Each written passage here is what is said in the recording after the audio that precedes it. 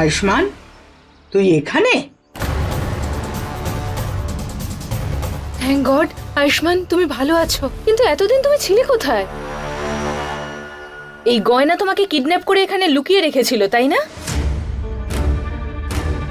না আলিয়া, গয়না আমাকে কিডন্যাপ কেন করবে? কেন নয়, আমি ওকে তোমার ব্যাপারে জিজ্ঞেস করলাম, কিন্তু ও সুযোগ খুঁজে ওখান থেকে পালিয়ে চলে গেল, তাই না?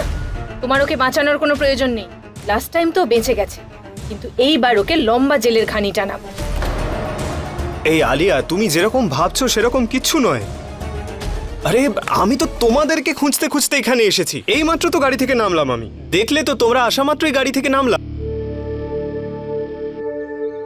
দাদা আপনি যান।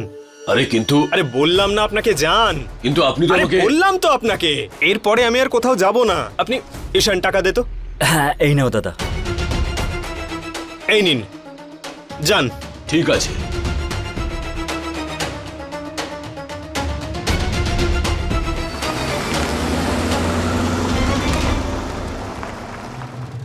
আয়ুষ, দুদিন তোর কোনো খোঁজ পাইনি, তোকে ফোনেও পাচ্ছিলাম না। হ্যাঁ, আর তোমার ফোন তো আমি নিজের গাড়িতে দেখেছিলাম, ওখানে কি করে চলে এলো?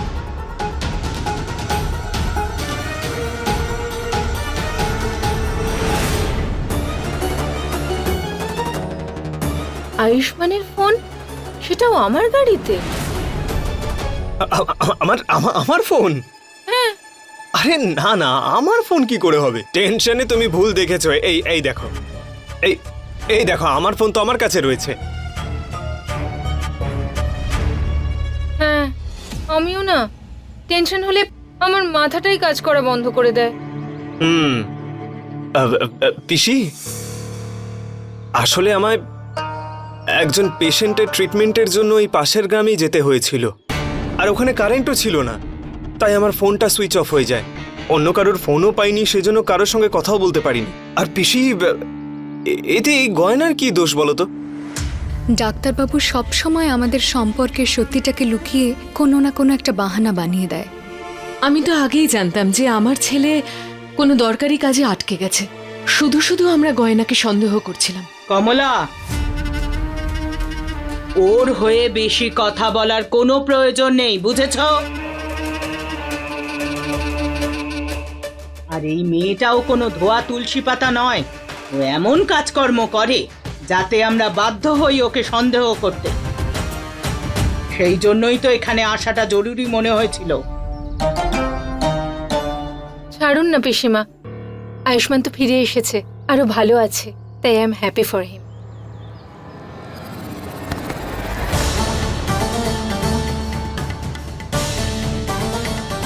এই আলিয়া ম্যাডামের কি একটু লজ্জা করে না? কেমন ভাবে নিজের ভাসুরকে জড়িয়ে ধরছে, আর ঠাকুরপোও তো কিছু বলছে না।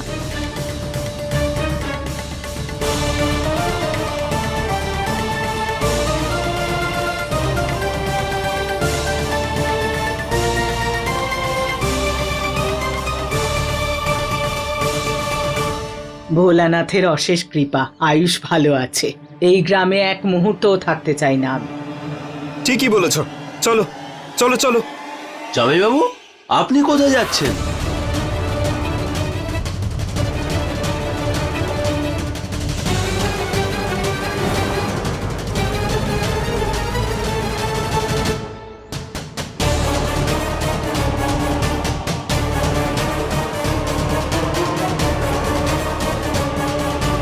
দাদা, জামাইবাবুর তো পুরো পরিবার এখানে আছে।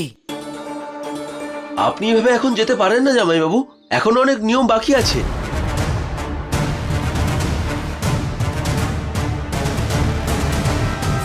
জামাইবাবু, আপনি দূরে দাঁড়িয়ে আছেন কেন? গলা মেলাবেন না আমার সঙ্গে? আমার পেশেন্ট, ওর ব্রেনে একটু সমস্যা হয়েছে, তাই আর ওর পরিবারেও কেউ নেই, তাই কারোর সঙ্গে দেখা হওয়া মাত্রই সম্পর্ক পাতিয়ে নেয়। তুমি এখানে কি করছো?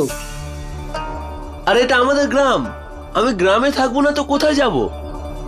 আর ভালো করেছেন জামাইবাবু, আপনি নিয়মের জন্য পুরো পরিবারকে ডেকেছেন, আর সবাই চলেও এসছেন। আসলে গয়নার মায়ের শরীরটা একটু খারাপ হয়েছিল, তাই ওনাকে বাড়িতে ছাড়তে গেছিলাম, কিন্তু এখন ঠিক আছেন। তাই বাকি নিয়মগুলো বাড়িতে সবাই মিলেই করব। চলুন। আয়ুষ্মান ওইসব কি বলছে? এই বাড়ি, নিয়ম, জামাইবাবু এসব কি? আরে ভোলা, শরীর ঠিক আছে তো? হ্যাঁ জামাইবাবু। আরে দাদা বলেছিল না যে ও দাদার পেশেন্ট, আর ওর মাথা ঠিক না। ওর কথায় এত গুরুত্ব দিও না।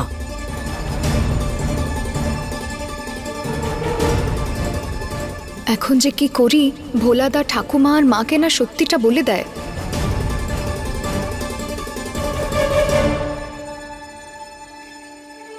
তুমি যদি চাও দুই পরিবারের কেউ যেন আমাদের বিয়েটার বিষয় না জানতে পারে, তাহলে চুপচাপ রোগী হওয়ার নাটকটা করতে থাকো।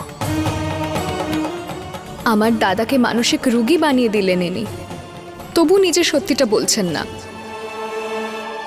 আরে কি ফুসফাস করছেন আপনারা? চলুন বাড়ি চলুন, এখনো নিয়ম বাকি আছে। আরে আমরা কেন তোমার বাড়ি যাব, আর কেন এইসব নিয়ম পালন করব? আরে আপনারা জামাইবাবুর পরিবারের লোক, আর নিয়মে আপনাদের থাকাটা তো খুবই জরুরি। আর নিয়ম আপনারা নয়, জামাইবাবু করবেন। আসলে আমার বোন গয়নার সাথে তো ওনার বিয়ে হয়েছে, তাই না জামাইবাবু?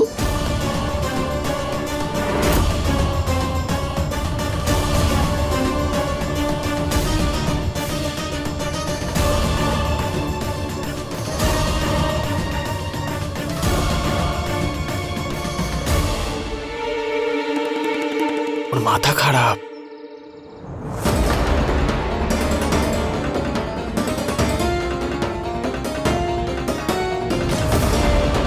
তাহলে ও গয়নার দাদা হয়?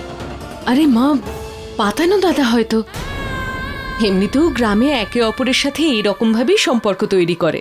ও গড, এই গ্রামে কি এমন কেউ আছে যার মাথাটা একটু ঠিকঠাক আছে?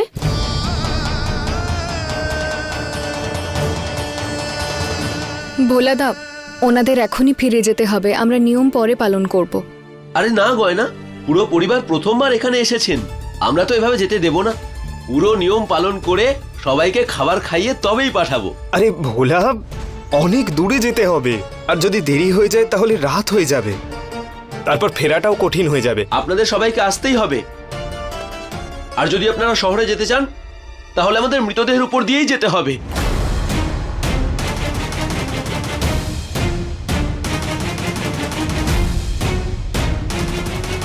আরে ভোলা, ভোলাদা,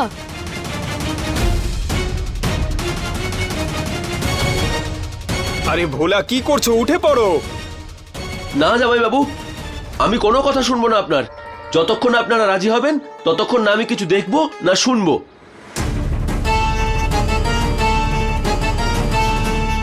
আর দাদা যখন শুনছে না তাহলে আমি কি করে শুনবো? সত্যিই বলেছিল আয়ুষ, ওর মাথাটাই গেছে, বদ্ধ পাগল একটা। আয়ুষ্মান, এসব কি নতুন নাটক হচ্ছে শুনি? এটা কোনো নাটক না, ও আমার পেশেন্ট। আরে ওর মনে হয় যে গয়নার সঙ্গে আমার বিয়ে হয়েছে, আমি ওর স্বামী, সেই জন্য জেদ করছে ওর বাড়িতে নিয়ে যাবার। আরে আয়ুষ, যদি নিয়মই পালন করতে হয় তাহলে গয়নার স্বামী ছিল তো মন্দিরে, ওর সঙ্গে করতো, কোনো সমস্যাই হতো না। তোর পেছনে কেন পড়েছে? হ্যাঁ, ওর যদি মাথা খারাপ থাকে তাহলে আমাদের মাথা খারাপ করছে কেন? আর ও যদি তোমাকে নিজের জামাইবাবু ভাবে তাহলে ভাবুক না। আমরা কেন ওর মিথ্যে আত্মীয় হয়ে ওর বাড়িতে যাব? আমরা কোথাও যাব না। আরে বাবা, ও কি বুঝতে পারছে নাকি যে গয়নার স্বামী কে? কখনো অন্য কাউকে ভাবে তো কখনো অন্য কাউকে, এখন যেমন আমাকে ভাবছে। আর সেই জন্য আমার তো ওকে সাহায্য করা উচিত।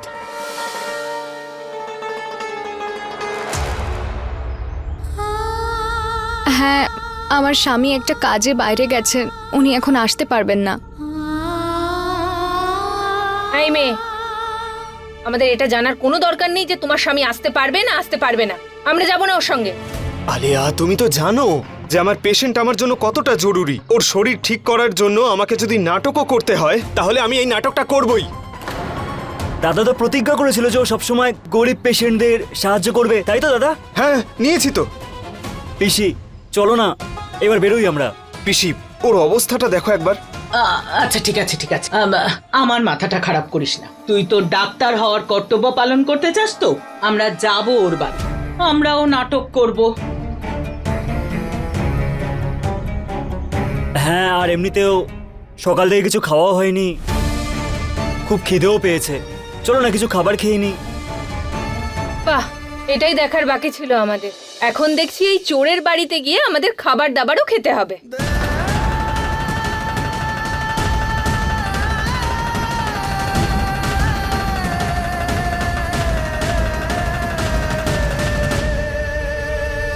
ভোলা, ভোলা, দেখো আমরা সবাই তোমার বাড়িতে যাচ্ছি। এবার খুশি? অনেক খুশি হয়েছে জামাইবাবু, এবার চলুন আমাদের বাড়ি।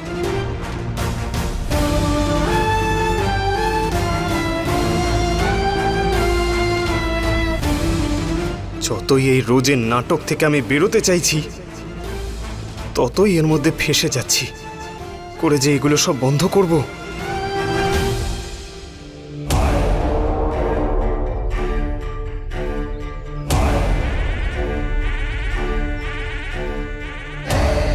কিছু একটা তো চলছে ডাক্তার বাবু আর আমার গয়নার মাঝখানে। সেটা কি জানতে হবে।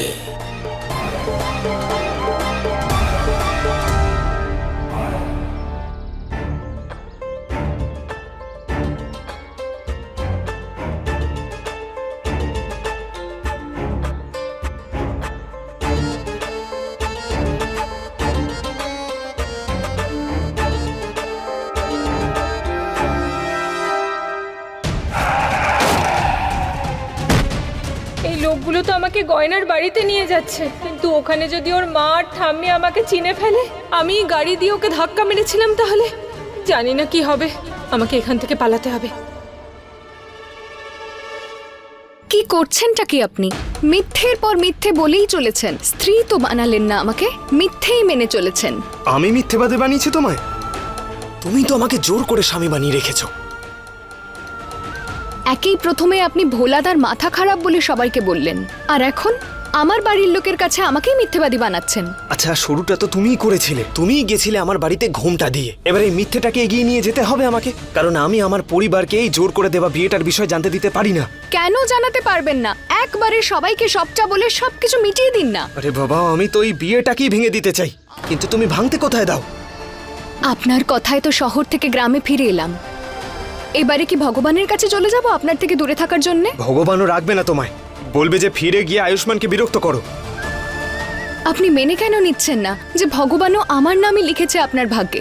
না, আমি কোনো দিনও মেনে নেব না আমাদের বিয়েটা। তুমি আর তোমার পরিবার মিলে জোর করে আমার বিয়ে দিয়ে দিয়েছিলে, তাই তুমি এইসব কথা না বললেই ভালো। শুধুমাত্র কিছুক্ষণের ব্যাপার, সঙ্গ দাও। আমি তো সারা জীবনই আপনার সঙ্গে থাকতে প্রস্তুত আছি। তুমি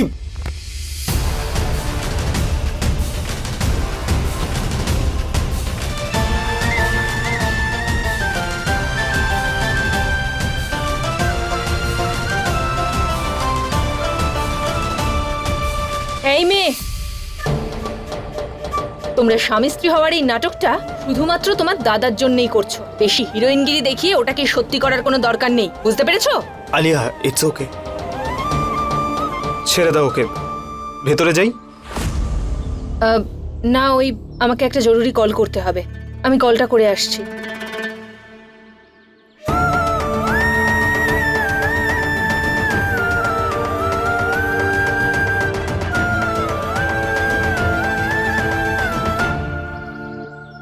মা, আরে মা, তুমি এসব কেন করছো? ঠিক আছো তো এখন? আরে এখন আমি একদম ঠিক আছি, একটু দুর্বল লাগছে, ঠিক হয়ে যাবে। জামাই বাবার সঙ্গে নিয়ম পালন করবি চল। এবারে নিয়মের জন্য কোথাও যাওয়ার প্রয়োজন নেই। নিয়মের জন্য শুধু জামাইবাবুই নয়, ওনার পুরো পরিবার সঙ্গে এসেছেন। কি?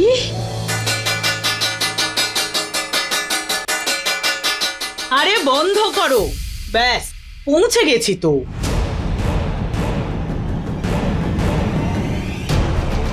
গয়না, ওরা তোর শ্বশুর বাড়ির লোক? এরা তো তোকে প্রচুর কথা শুনিয়েছে। আরে নিশ্চয়ই তেমন কিছু ঘটেছিল। গুরুজন মানুষ রাগ করতেই পারে, বাদ দিন না ওসব।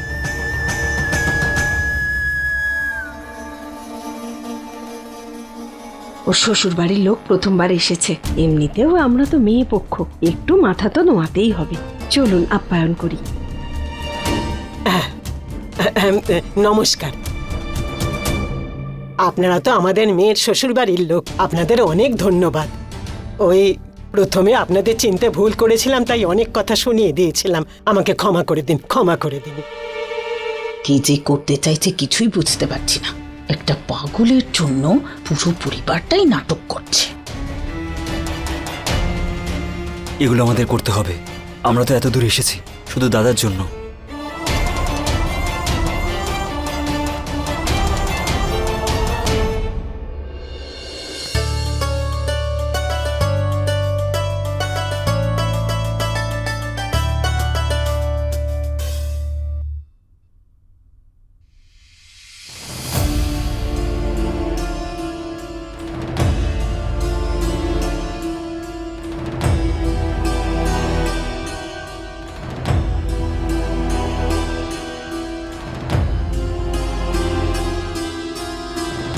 সে তো খুব মুখরা, ওকে মজা বুঝিয়ে দেবো নাকি?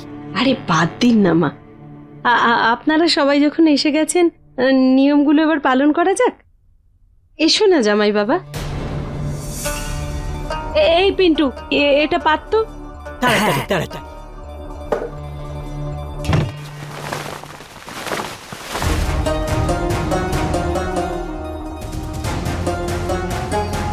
আসুন জামাই বাবু। বসুন জামাইবাবু।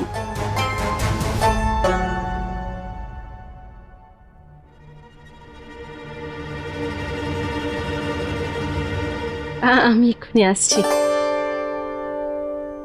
হ্যাঁ, আমি আপনার জন্য আরেকটা খাটিয়া নিয়ে আসছি। না না, ঠিকই তো আছি। কিচ্ছু হবে না, দাঁড়ান দাঁড়ান। সবকটাই পাগল।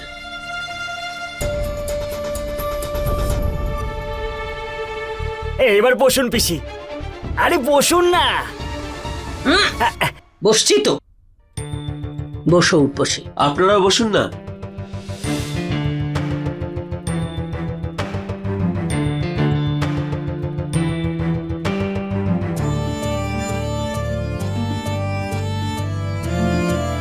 জামাই বাবা, তুমি আমাদের কাছে ভগবানের চেয়ে কিছু কম নও, তাই আমি নিয়ম পালনের আগে তোমার পা ধুইয়ে দেবো এই থালাতে।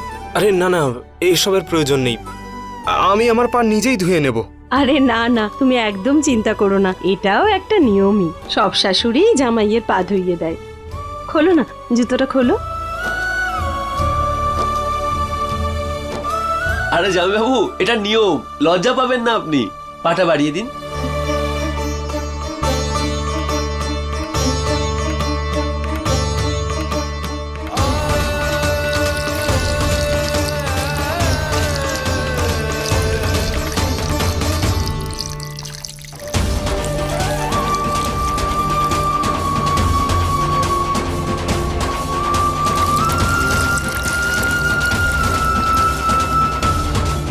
চলো, এবার তোমাদের গৃহপ্রবেশের নিয়মটা সেরে ফেলে গিয়ে।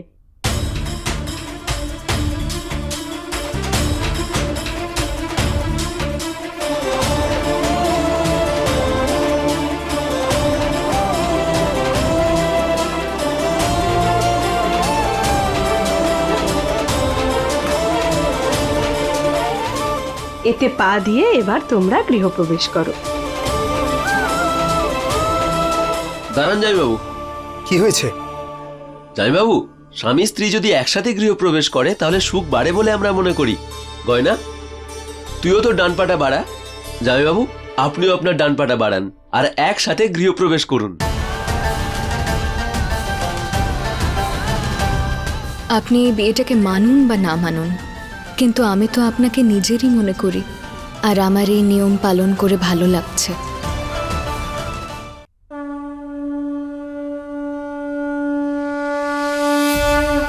कैसे बहे गंगा सूरज के आंगन में, कैसे खिले धूप बरखा सावन में, कैसे मिले आसमां जमीन से, क्या करे शिकायत नसीब से।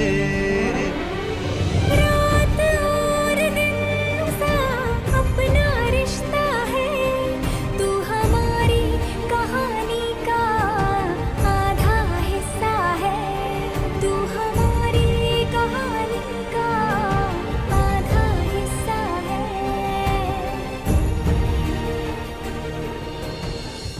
এই নিয়মটা তো ভালোভাবেই পালন হলো।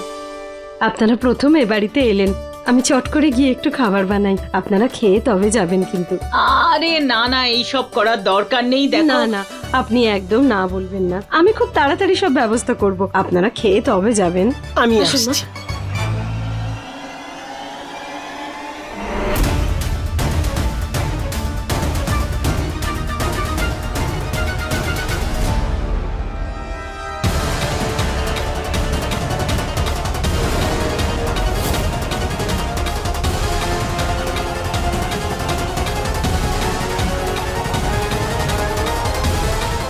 আমার আর গয়নার বিয়ের ফটো পিসি আর মা যদি দেখে ফেলে, তাহলে আমাদের জোর করে দেওয়া বিয়ের সত্যিটা সামনে চলে আসবে।